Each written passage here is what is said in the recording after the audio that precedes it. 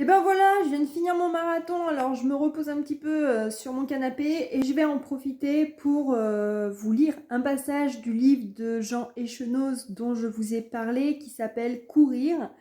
Tout à l'heure, j'ai pas eu le temps, j'étais à fond, j'ai pas eu le temps de vous lire un petit passage, j'avais préparé le livre mais j'avais trop envie de finir mon marathon en moins de 3 heures, un peu comme les Kenyans.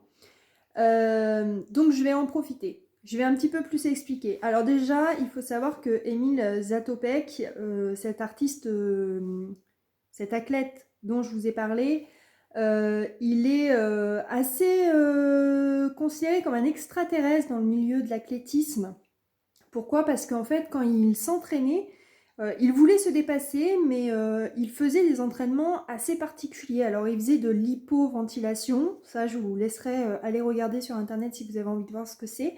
Mais surtout, en fait, il gesticulait dans tous les sens. Il faisait des gestes très, très bizarres. Et dans le bouquin de Jean Echenoz, eh bien, il raconte vraiment cet aspect de cet entraînement dans son livre. Et je vais vous lire le passage qui parle de ça.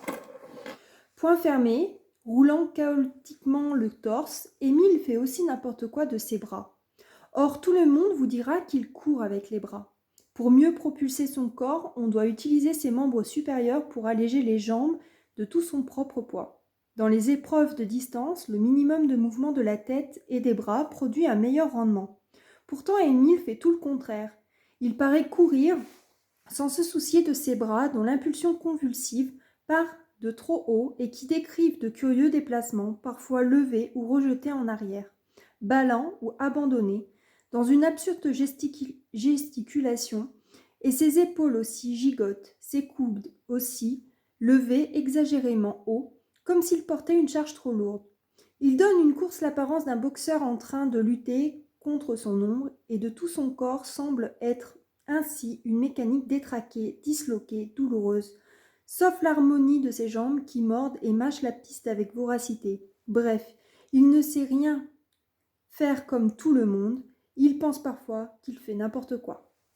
Voilà, c'était ma petite lecture de ce bouquin. Je vous souhaite de passer une bonne journée et à demain.